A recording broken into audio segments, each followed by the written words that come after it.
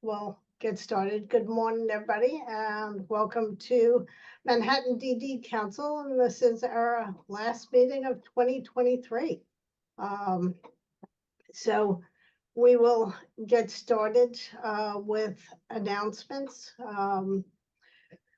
If you have an announcement to make, if you would just use the raise hand feature. Jay? Good morning, Jay Kleinman from LifeSpire. We have behavior management, parent training in Manhattan. So we can send in a behavioral intervention specialist, teach parenting strategies, your management techniques.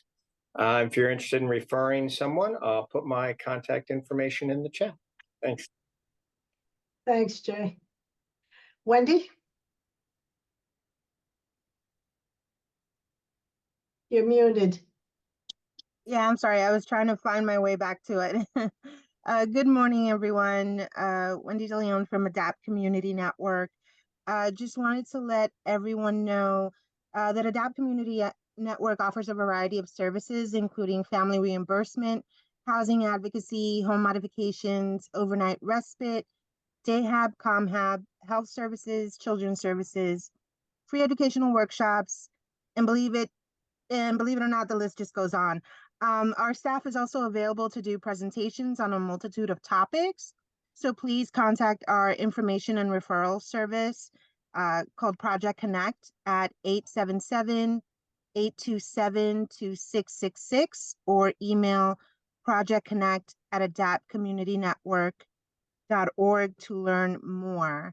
I also wanted to mention that we do have 3 workshops coming up through our Family Connect parent workshop series. We have on Thursday, January 11th from 10 a.m. to 11 a.m. Autism Speaks Resources and the Autism Speaks Response Team. Also, Thursday, January 18th from 10 a.m. to 12 p.m. There's guidelines for determining the need for a one-to-one aid. And lastly, on Thursday, January 25th from 10 a.m. to 12 p.m., we have a free webinar on summer options for young people with disabilities. I'll put all the information and the links to these workshops in the chat. Thanks, Wendy. Doris? Morning, everyone. My name is Doris Kahn. I'm the Outreach Coordinator for New York State Institute on Disability. And for Manhattan individuals, we have reimbursement. We have openings for reimbursement. And for more information, contact Jackie Tripodi at 929-202-1115, or you could email her, jtripodi@niceitinc.org. I'm going to put that information in the chat. I want to wish everyone a happy holiday and a happy new year. Thanks, Doris. Alana? Hi, good morning. How is everybody? I am coming here from OHELB Cesaro. For Manhattan, we have money in family reimbursement. In other boroughs, we do have availability in Community Hab and a few residential opportunities. So you can reach us at Access, and I'm going to put all the information in the chat. Thanks, Alana. Conwen? Apologies, my desktop doesn't have a camera, so I'm not on camera right now. So YI Crisis Intervention is accepting referrals for Queens and Manhattan. We currently support with behavior management, counseling, and also connecting to other services and support. I will put the information for both Manhattan and Queens in the chat. And right now we also have openings for our Parents with Special Needs program, in-home behavior management, and Manhattan Social Skills Group. So if you have any questions, please reach out to me through the chat or the email phone numbers provided. I will also attach the flyers in the chat. Thank you, everyone, and hope you have great holidays. Thank you. Paola? Good morning, everyone. Paola Martinez Boone, the New York Lawyers for the Public Interest. I just put in the chat our new think that we have done a report about crisis and special education regarding students classified with emotional disabilities. I encourage everyone to read it. It's long, I know, but it's a lot of pictures in it as well. It took us like about a year to put it together. So I hope that you read it, and if you have questions, feel free to call us. It's a group of us that work on it. We are proud of the product, and hopefully it helps students with emotional disabilities to get better services from New York City Department of Education. Thank you. Thank you. Any other announcements? Then we will move on. Well, by way of city news announcements, the 5 borough chairs have recently started to meet with New York City Department of Health and Mental Hygiene to start to look at the local government plan. And also, they are very much aware of their need to be here at our council meetings, and they are looking to join us back once again, hopefully the beginning of 2024. So we'll move on to state news. Sam? Good morning, everybody. So James is double booked, so I'll be presenting in his stead. So regarding the anti-stigma campaign, so as you guys know, the Look Beyond Anti-Stigma Public Awareness campaign is in full speed ahead.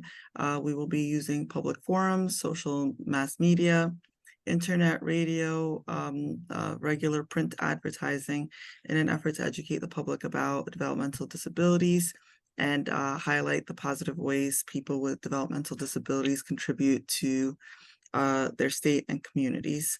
The paid media portion of the campaign began this month, and it will be running throughout the spring. So, hope you guys are able to catch some of those. Regarding the OPWDD strategic plan, OPWDD has recently finalized our annual report for 2023, and it will be released sometime this winter. I don't have a specific date as yet. The annual report will be shared on our website, and it will also include a plain language and translated versions. So it's essentially going to provide updates on the progress we've made this year in 2023 towards achieving the goals that were set out as part of our strategic plan, the goals and objectives. And we're going to include updates on key projects that are related to growing and strengthening our workforce and updating our system to better meet the needs of the public. In addition, as part of the unwinding the federal public health emergency, there are some new ADMs that were recently issued. There is an ADM related to community habilitation and residence requirements, which updates the existing requirement for ComHab-R services. It indicates that individuals living in certified residences may receive ComHab-R services either inside the residence or outside the residence, depending upon the needs of the individual. There's also ADM 21 ADM 03R, which is for the remote delivery of waiver services. This ADM describes the requirements for using technology to remotely deliver the services under OPWDD's Comprehensive Home and Community-Based Services Waiver. So these services are DayHab, ComHab, pre-vocational services, SEMP, pathways to employment, support broker, and respite services. There is another ADM that was recently published as well. That is 23 ADM 08 for community rehabilitation and residential service documentation. This ADM outlines requirements about the community rehabilitation services. So for example, it includes information like the ComHab may be delivered and how it is authorized and how to document the service delivery for reimbursement. And the final ADM that was released was 06 ADM 01R, and that is related to Group DAHAB's service documentation. It revises and replaces an earlier ADM and includes edits to reflect that on November 11 of this year, when the COVID-19 Appendix K authority ended, DAHAB services can no longer be provided in IRAs, community residences, or family care homes. People who require in-residence services may still qualify for in-residence community rehabilitation residential.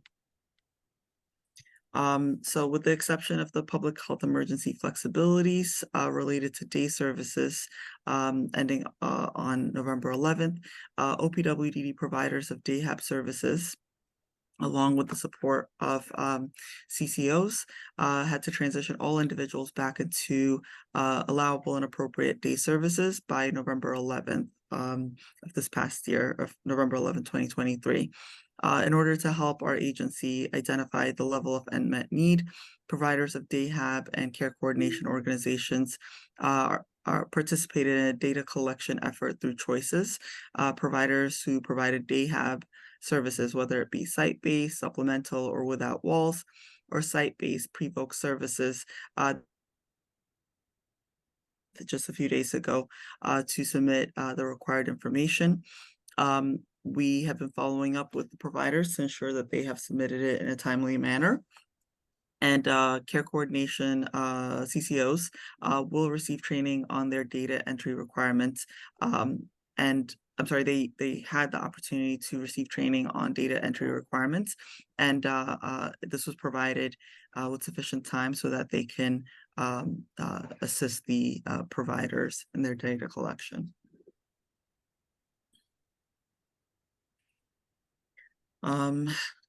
Let's see what else.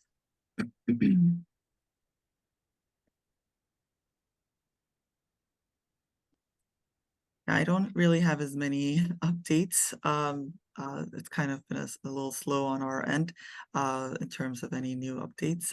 But I remember last time there was a question regarding Guidehouse, the survey, and when it would become available for public comment.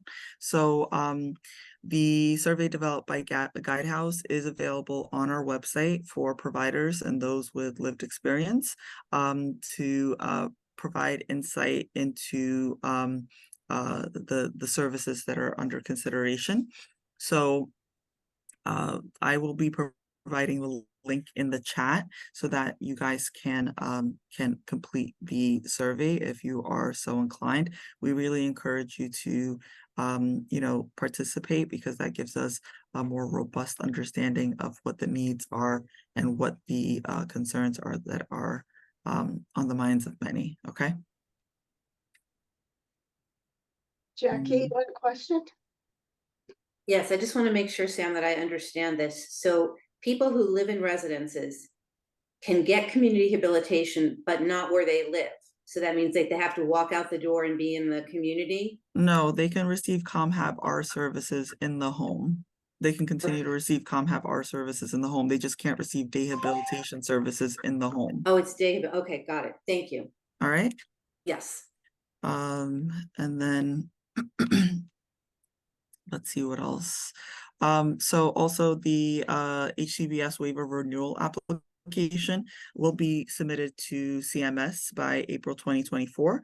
And this is to seek continued authority for another 5-year period, effective October 1st of 2024. Let's see.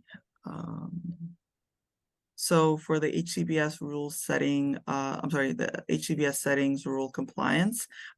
So full compliance with the federal HCBS settings regulation was required as of March 17th of this year. On October 30th, CMS gave New York State final approval for its statewide transition plan regarding compliance with the settings requirements outlined in the HCBS final rule for Medicaid beneficiaries who receive waiver services.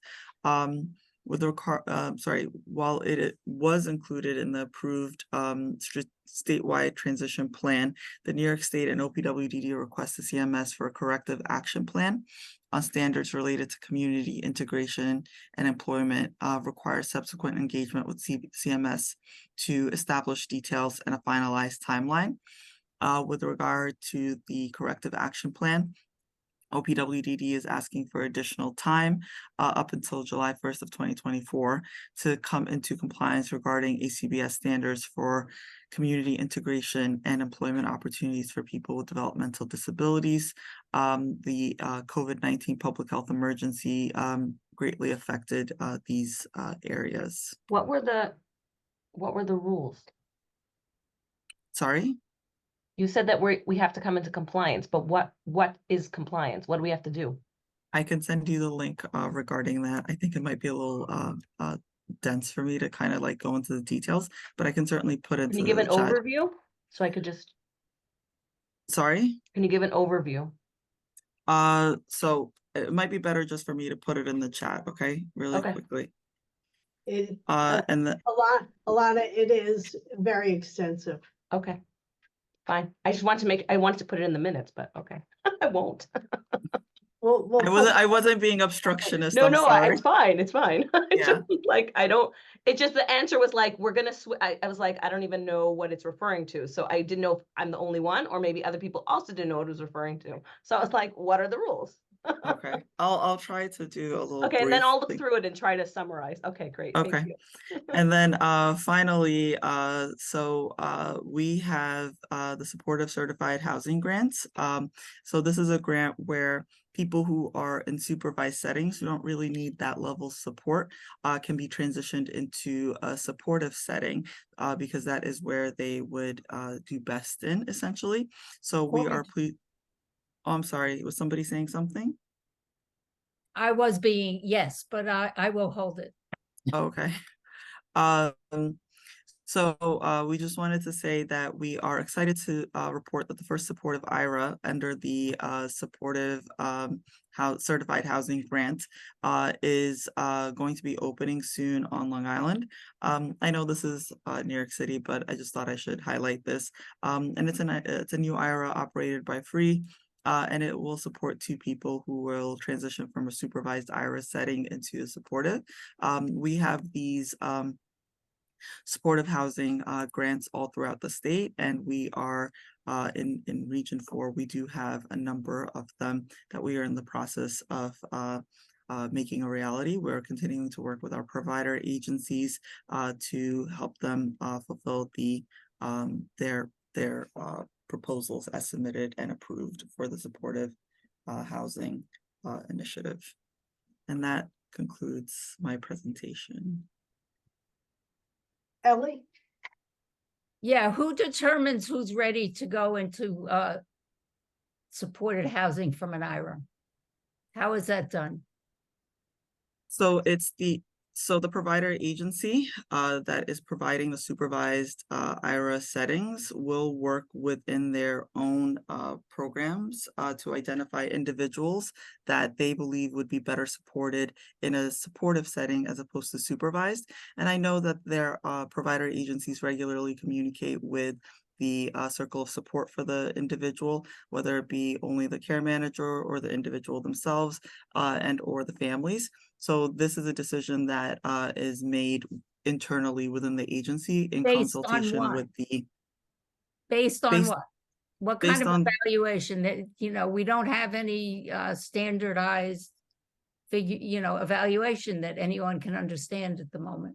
Well, oftentimes they take into account the abilities of the individuals. We have not many, but we do have some individuals who reside in a supervised setting, but yet every day they go to work instead of necessarily day programming. They have an income and they are coming home to a setting that, for all intents and purposes, they don't need that level of support.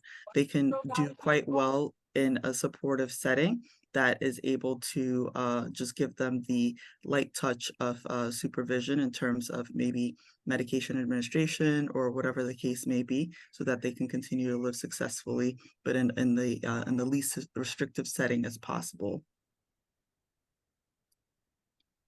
Sam, I get I'm confused biting my sometimes with all the tongue. different, well, the different models out there. Is the one you're talking about, that's a certified supportive? It's a certified supportive. This is It's not not- uncertified. It's not the uncertified. It's It's not the yeah, it's not what not what used to subsidy be called ISS. ISS or what's currently called housing subsidy. Okay. Thank you. No problem. Ellie, was I able to at least answer some part of the question for you? No, but that it's not your fault, so I'm not gonna take it out on you. It's just incredibly frustrating that there is no criteria other than this loosey-goosey thing that, oh, they can, it's like saying, for instance, this is personal. It's like saying that everyone should have their own room. And yet, if you ask my daughter, she loves living with a roommate. It gives them both motivation to get up in the morning as opposed to sitting there talking to herself, telling her, which she does anyway, but, telling herself what to do and how to get up and whatever. So the idea that, everyone's better off on their own is not valid. And I so don't think I really, It's not that we're saying everyone is better off on their own. We no, are but in the least supervised, all that stuff. yeah, I'm just saying that, no, my argument is not with you, so don't, and okay. it is with OPW because it just never hits the nail on the head for a lot of us, they put out these proclamations and yet they don't have the criteria to make the evaluations. Because because nothing, never mind. I'm sorry, I'm just. Well, like I said, we are not entering into these lightly. We have to ensure that the person's needs will be met. And the families are often involved in the conversations. And if the individual, he or herself, is able to communicate their wants and needs, they can certainly do that as well. And that's taken into consideration. So I just wanted to highlight that. Ellie, correct me if I'm wrong, but I feel like in a way you feel like we need more 24-hour support for individuals because there's so many more out there and there's only seems to be things coming out for more supportive. Right. That's what I feel like that's a lot of it. is right. I you're saying, I just pointed Yeah. it out there for Yeah. people to hear because Part of it is there are many people who could benefit from supportive, but there are so many more who you feel need more. Right, and if they move somebody out, it's not like the bed stays open so somebody else can come in that's appropriate. They're going to get rid of the whole thing. So, the goal in OPW land is to save money, and I can say on the no other matter side. how you want to. And I could say on the other side that part of the reason why we're doing these supportive residences is because there's been a great push from stakeholders saying that there's insufficient number of supportive opportunities. So, while I understand that some may feel that there's insufficient supervised, we also have another group that feels like, we need more supportive opportunities. Not everybody requires supervised. So this was a method by which we tried to, listen to the feedback provided and, implement some opportunities for those who felt that a supportive setting would be better suited for some of our individuals. May I ask a question? Sure. Do you have actual statistics and data on what the need for supportive and what the need for supervised is? I wouldn't say I have it offhand.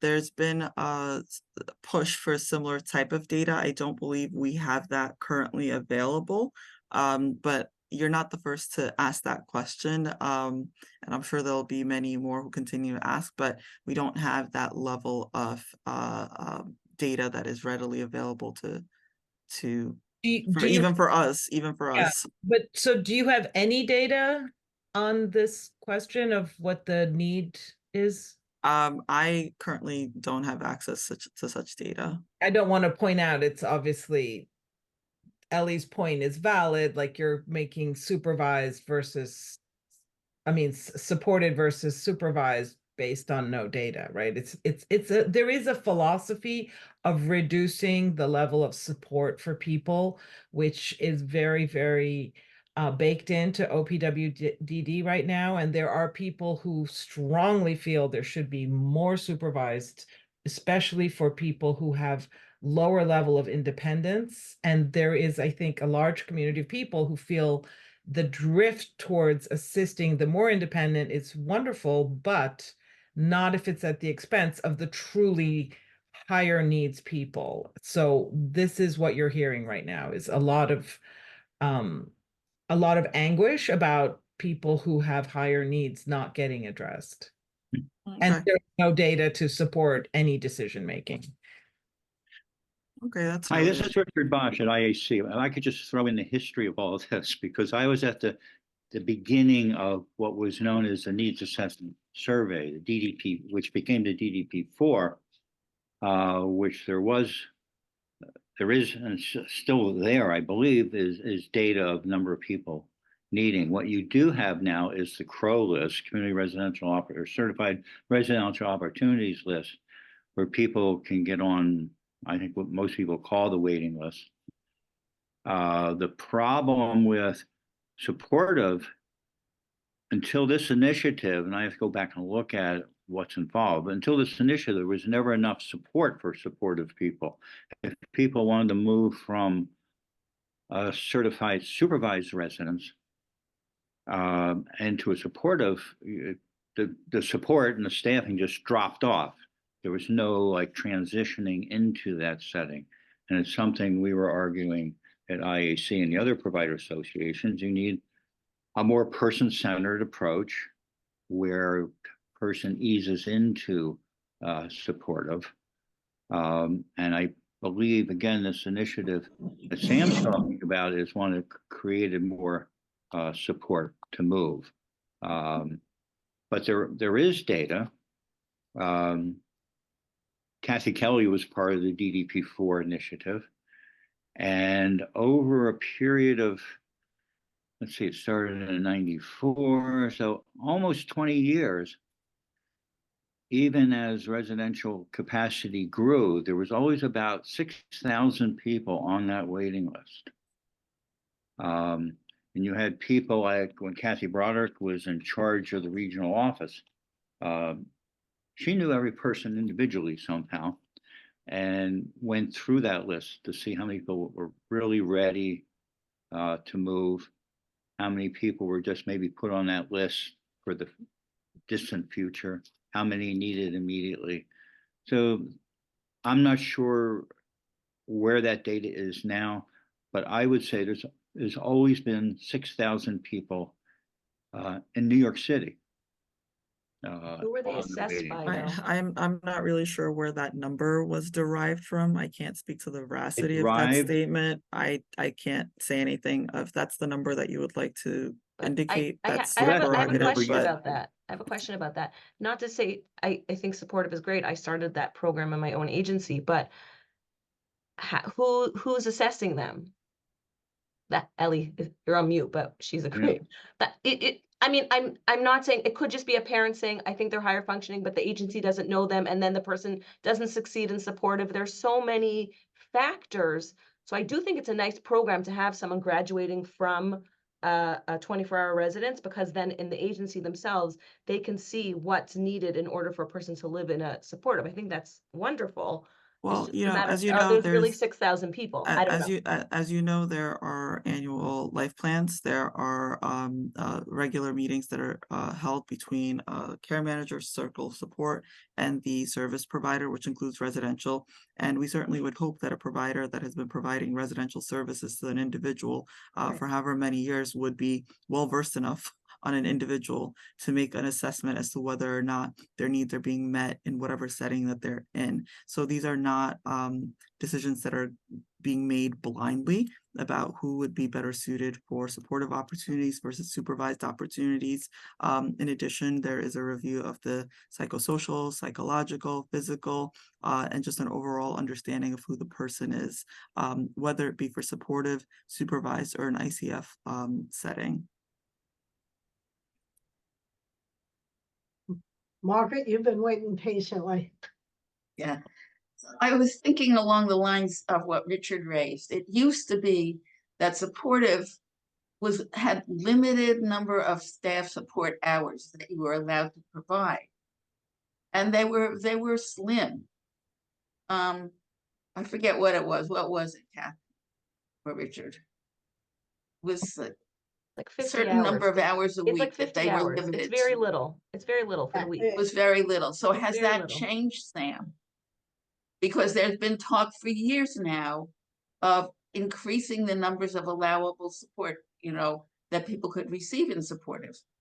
As far as I know, I So don't, it never happened. I can't really say how many years ago the numbers are from, but I would say that it is a very limited level of staffing. Yeah, well, because that's really sad to hear. Well, Because but it's we been have- but we under have- active discussion for such a long time, for years.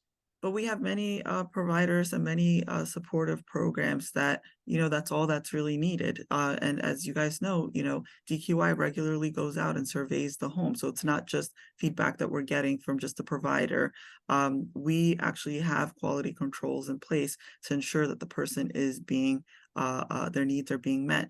And, we've also had opportunities where, as part of these surveys, as part of feedback that we're getting from care managers or from the provider agency, they've identified, this person lived in a supportive setting, maybe a health incident happened, or maybe it's just a natural part of getting older, where providers are and care managers and DQI is highlighting to us the needs of individuals that, although they did well in a supportive setting, that it's now time to transition them to a more supervised setting. And we have been able to assist those providers and those individuals into transitioning into a setting that is best suited to support their needs, whether it be for medical reasons or whether it be part of just a natural part of getting older. Well, the discussions that happened were that there would be many more people who could take advantage of supportive if there were more flexibility in the hours. Okay. Right.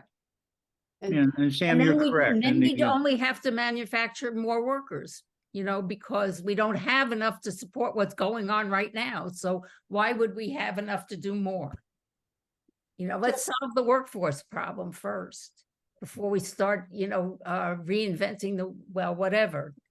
Because all these things that are wonderful, great ideas are just ideas if you have no staff to support the idea. So, your strategic plan and everything else is just a bunch of words at the moment until there are people to implement it. And that's the problem that we have to solve. And OPWDD acknowledges that staffing is of concern, and we have increased, we have used ARPA funds towards that end. I think I spoke about a program a pilot program where we are working with various entities to increase the DSP numbers.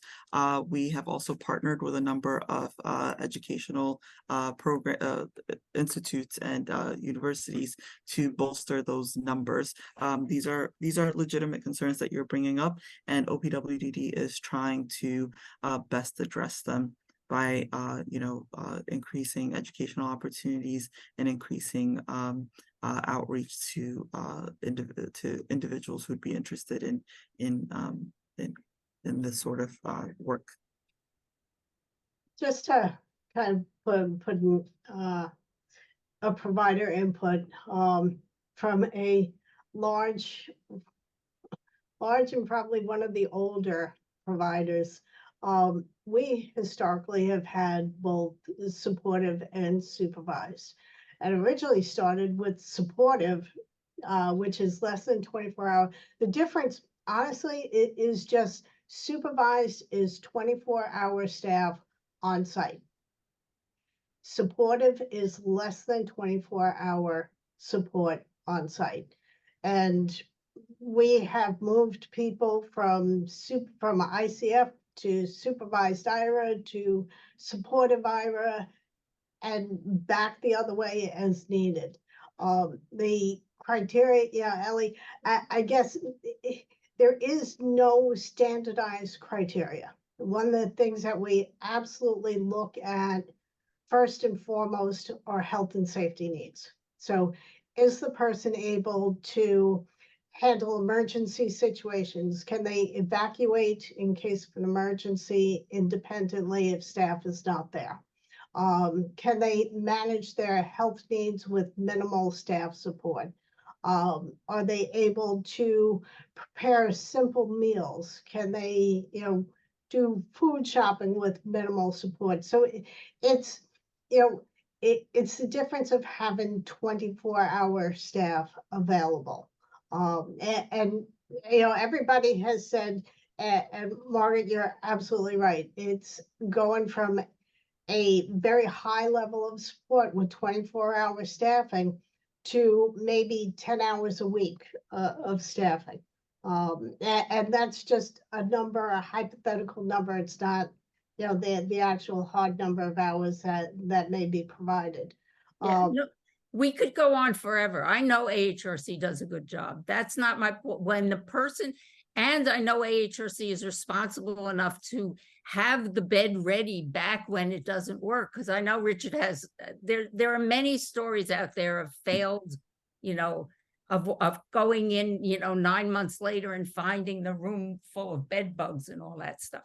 But that, the other half of the problem is that the beds that are open are dried up because they're only permitted to be filled by inappropriate people per OPW's urgent needs list. And that isn't exactly, who fits into the open beds. So we could go on forever. And this is not, Sam's problem. She's just she's just taking the wrath. But it's very frustrating that the whole picture is never looked at, only, fixing little pieces of it. It's just, I will be dead before all of this is resolved. We're a huge system. It's really hard. I think there is a lot of merit to supportive, and I think there's a lot of merit to 24 hours. It's just a matter of balancing it out, figuring out where it's needed. I know I missed a lot of this conversation. I apologize. I had to get my son off. The thing I wanted to say is that to me, it all comes back to this definition of least restrictive. I think that it's very arbitrary. I think it's interpreted differently. As I said the last time we were reviewing the 504 plan, for my son's whole educational life, least restrictive for him was a group of peers with the same level of disability, the same support needs, which was very high. And he went from 5 years old to 22 years old in that classroom of 6 people, 3 teachers, 2 paras, to being cast into the adult world where the idea of restrictive was completely different. So to me, that's a big part of it. You can do all the surveys and all the parents' feedback and all that, but we have to come up with what least restrictive means, and also what restrictive means just in general. I don't think we're going to move forward if we don't have that. That's my personal opinion. Thanks, Jackie. Jackie, did you need to do your? I'm good now. I can go whenever. Okay.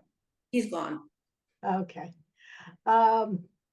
This committee always generates such good discussions. Then we shall move on to Richard. Oh, boy. Let me just finish this text. This, Kathy, you and I have this meeting with Delia Tucker's monthly meeting for executive directors and others. So, oh, it's recording what I'm saying. That's not good. So anyway.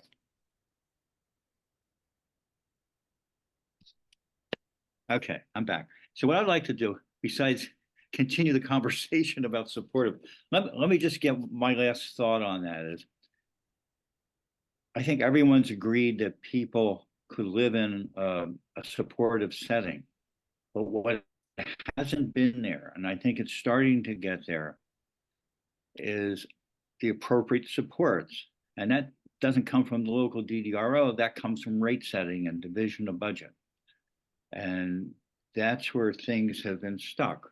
You just don't move someone from supervised into supportive and just you drop off. And what it relied on, those people have been successful, is you have the bigger agencies who could afford to upfront the cash that's not funded by OPW or DOH or Division of Budget, and you just put the staff in there that are needed. You could afford to do that. And you can't do that anymore. But I think the initiative that Sam was talking about allows more flexibility. I'm not sure how many people actually applied for it, but it's something we have to continue to support as, you know, under the heading of person-centered. Whatever they need, they should receive. And there has been an acknowledgement finally that people have to go back to supervise because they're getting elderly, their health needs and so forth. And OPW has been allowing that in the last few years, where for many years they wouldn't allow that, wouldn't even think of it. So that said, I'd like to just go over since we're getting into lobby day season and budget being developed, let me just go into that schedule and those notes. I guess the first part, most important, is most of the agencies and the council sent out a letter to providers and who could then give it to the families. And this is a letter to the draft letter to the governor saying, here's what we need in this year's budget. And we're asking agency people and families to give that to the local legislator and ask them to send the letter to the governor. The goal is to get it into the executive budget, which comes out mid-January. If we get a COLA and a DSP wage enhancement in the governor's budget, it most likely will stay there.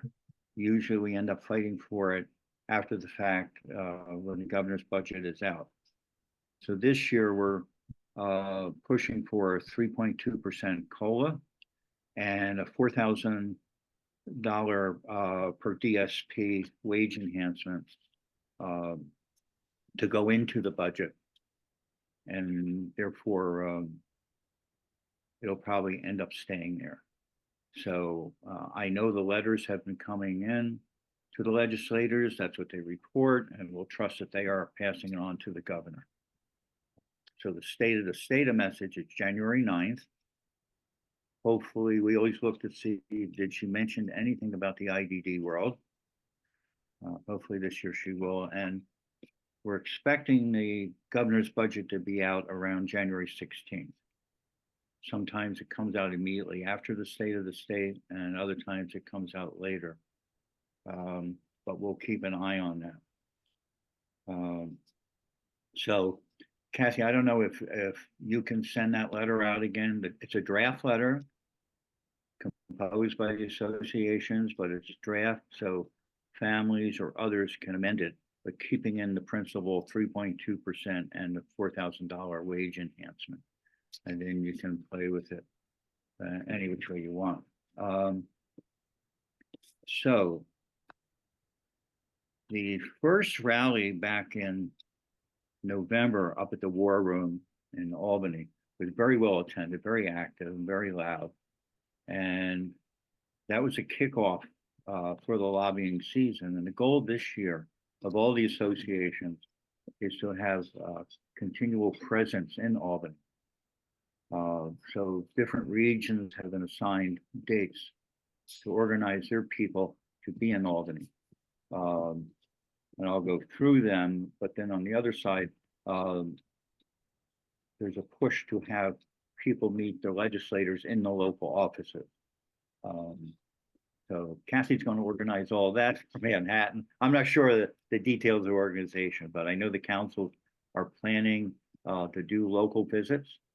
The benefit there is if you visit a legislator in a local office and then the next day you're walking down the aisle and at the supermarket and here comes the legislator and he sees you and goes, oh God, there's Ellie. And what did she ask me for? I better be ready to respond. Right, Ellie? That happen all the time? Yes, okay. That's why it's important to go to the local legislators. The other thing that we're focusing on this year, you know, in past years, the associations, and especially IAC, was we would organize the visits based on what service programs were in that legislator's district. So a certain legislator had, AHRC and ADAPT and Esperanza in their district. We would make sure staff from those agencies were visiting that legislator. This year, we're kind of switching it. We're going to make sure there's a constituent in that legislator's district. So when we have people register for our lobby days, we're going to ask for zip codes of where the person lives, as well as where the programs are. So we've learned through time that having a constituent, especially a family member in that legislator's district in that meeting, carries a lot of weight. I remember last year I was in a meeting for someone who legislator who was part of the health committee and was very interested in early intervention, and one of the Manhattan parents spoke up, and I think won him over and made a major impact. The 11% increase in early intervention didn't get passed, but that was miscommunication between the governor's office and the legislature. And I think this year has a much better chance. So here are some of the important dates. I believe the 5 boroughs are planning a 5-borough breakfast, an event. And right now it's March 1st, Kathy. Yeah, Richard, you're taking my announcements, but yes. I'm sorry. Yes. Listen, I go to all the Still on council my meetings. I agenda. can bring you all the news. Yes, March 1st. Okay. New York City's day in Albany is going to be March 4th. The details of that haven't been worked out yet. I think first week of January we're sending out registration, but New York City Lobby Day is March 4th. The Hudson Valley is going to be February 26th. Westchester is March 11th. Long Island is March 18th. There's going to be another major rally associations on March 25th. And the other regions also have dates like Western New York and so forth, but I didn't bring them along. So that's what's going on there. The New York City budget, I assume there's no one from New York City Department at this meeting, but as far as we know that the mayor did announce a 5% cut, across the board cut, and then there'll be another one in January, another one in April, if everything continues as it is. And that 5% cut includes education. The only thing public they put out there is, well, they're going to eliminate, they're going to do that by eliminating unfilled positions at the DOE, and will not include any staff in the classrooms. There's some disagreement of what that means, but the details haven't been released. And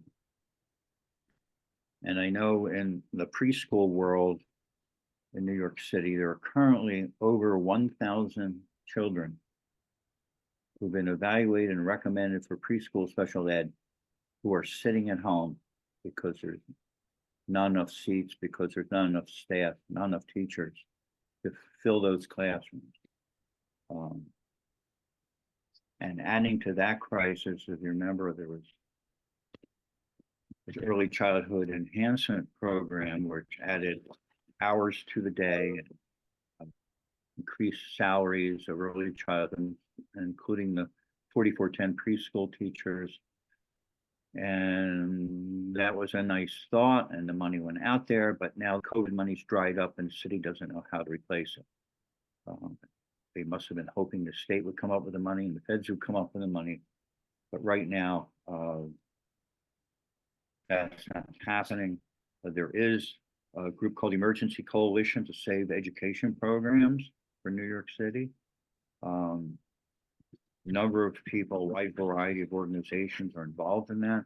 Chris Trieber from IAC is a big player in that group, so we get regular updates on how it's going. So we'll keep you up to date as that progresses. But finding the amount of money that's needed to save those hours, because if all of a sudden you're cutting that extra hour and a half off the day, that throws a big monkey wrench into the family life. So now there's more, there's an extra hour and 20 minutes that were added. So if you cut that, it's not good for the children, it's not good for the families. And if you have to cut teacher salaries, you imagine what that's going to do to our teachers. They'll all run to the Board of Ed where they're still paying a lot more. So that said, yesterday was the Commissioners Provider Association meeting. Winnie Schiff was there. Winnie's executive director at IHC. I wasn't there, but I got the notes from it and I just sent it out to our mailing list. So Kathy, you probably got it. Ellie, did you get it? Okay, good. So I'll just give the highlights. I don't know the details, but there's more to be discussed. What the commissioner did acknowledge, which was nice, that this is the advocacy season. And she said, now is the time to not to take our foot off the gas. In other words, she appreciates our efforts that go full force in advocating for our people and advocating for our budget. So the commissioner is aware and is willing to do what she can do. On the budget,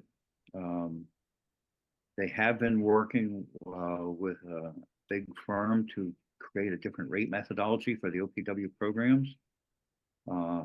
That will be out soon.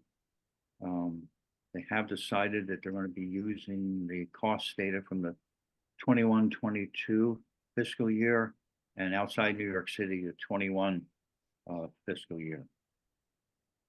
One of the ongoing issues at our residential programs, and it's one of the HCBS settings rules. When you asked that before, one of the settings rules is everybody has a right to have a lock on their bedroom door and also keys to the front door and access to food whenever they want it. But on the key issue, the Division of Quality and Assurance Improvement has been checking that when they visit the homes to see who has a lock and who doesn't. And the cost of this is not negligible. OPW is going to provide a one-time payment of $280.18 per lock for the purchase and installation of locks on the bedroom doors. They did this calculation based on the residential capacity and then discounting by 25% to account for people who have double occupancy bedrooms. And of course, the provider is going to have to sign an attestation saying they're complying with all the requirements of the lock on the door, and you'll return any unused funds. It's a lot of detail to keep track of, but it is in response to the cost of putting locks on all the doors. On the family reimbursement survey, I have to get more details from Winnie about this, because there were only, the survey was sent to 173 providers. Only 46 responded by the deadline of October 31st. The big categories where people made negative comments were the timeliness of the reimbursement, care manager duties and understanding, increase in provider workload. The clinical justification was a hot issue for people. Now, I will say yesterday at another council meeting, the issue of clinical justification came up, and I believe the information that was shared was wrong. Okay, so we're checking.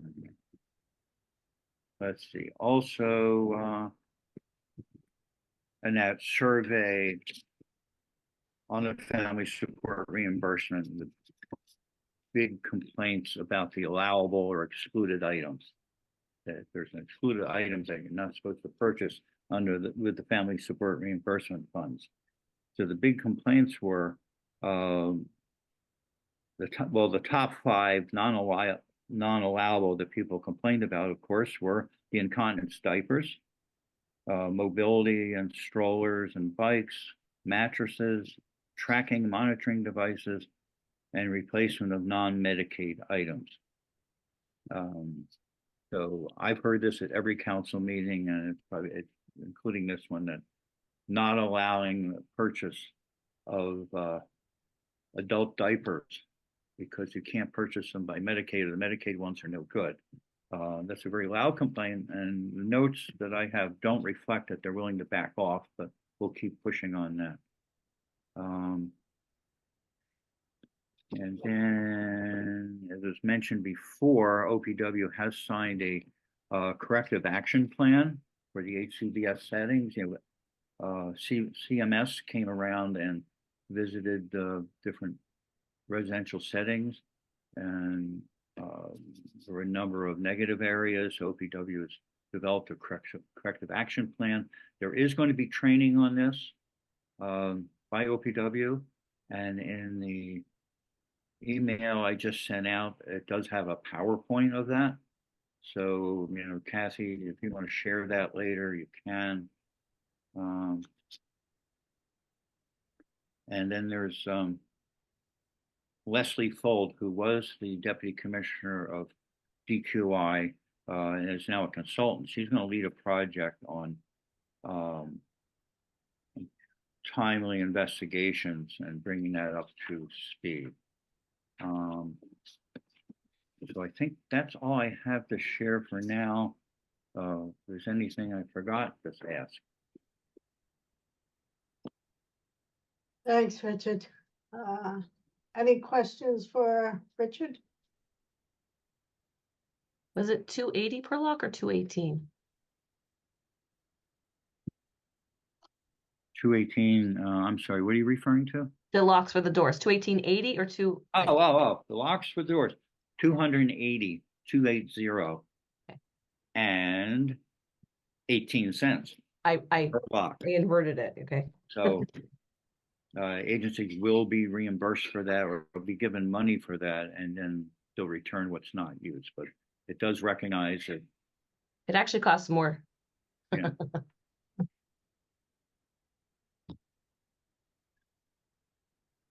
Okay, thanks, Richard. right. Moving on to committee reports. Jackie, Manhattan Family Support Services Advisory. Good morning, everybody. Excuse me.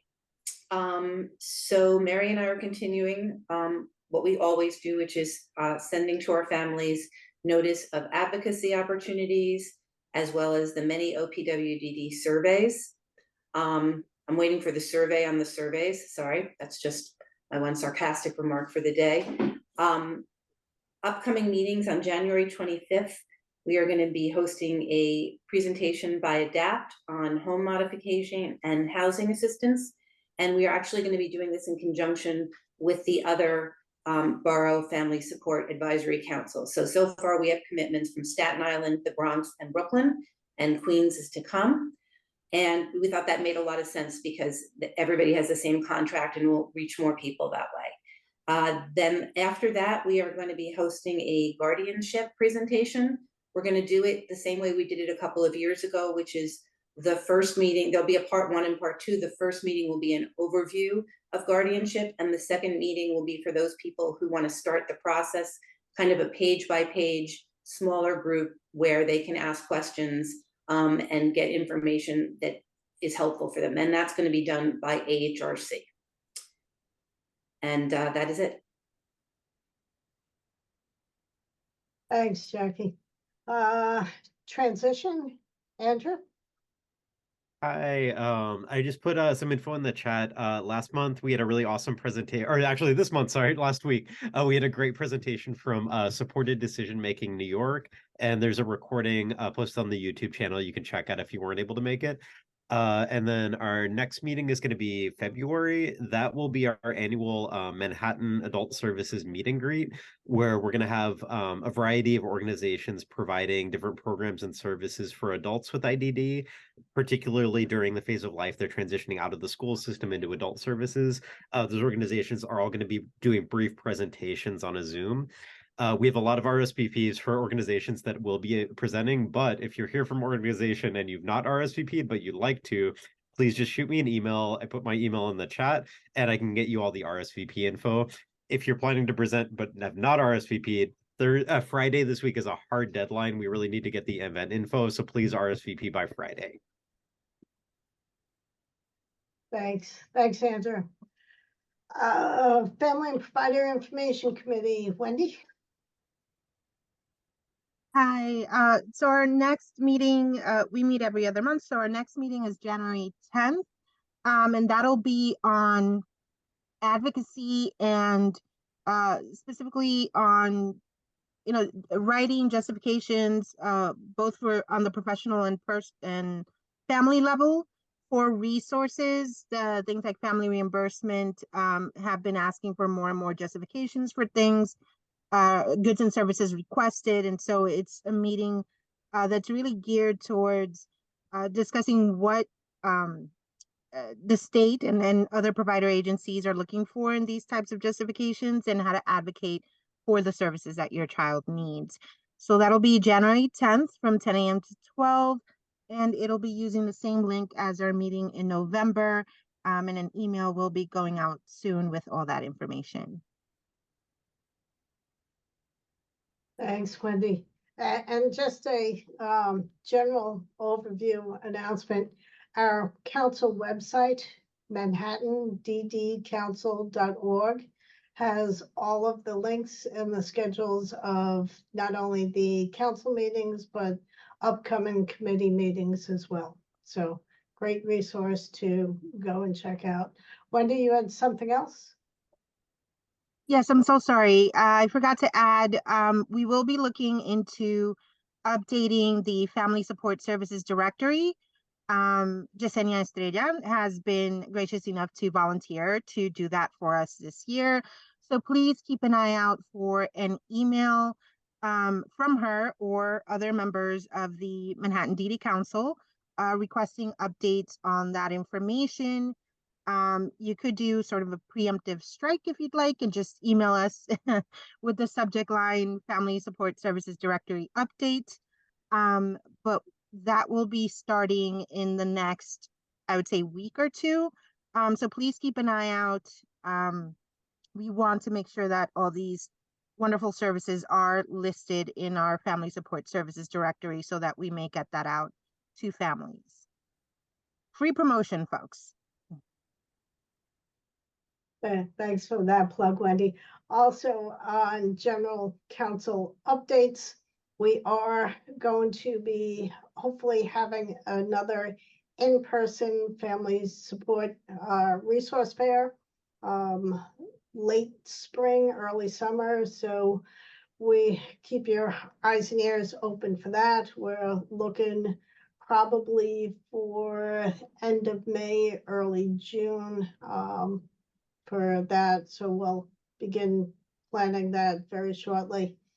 Also, as Richard stole my thunder, the 5 borough councils are once again joining together to do a virtual legislative event. It's tough to call legislative breakfast when it's virtual. I guess it's bring your own bagels and coffee.